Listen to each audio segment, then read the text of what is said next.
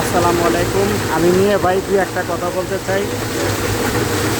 কি আর কথা বলবো, আজকে বৃষ্টির অবস্থা দেখে খুবই ভয়াবহ।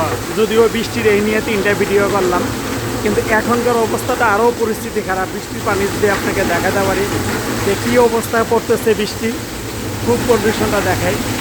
মুষলধারে বৃষ্টি যেটা বলে,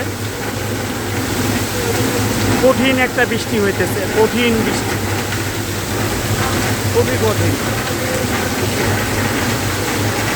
খুবই অবস্থা খারাপ।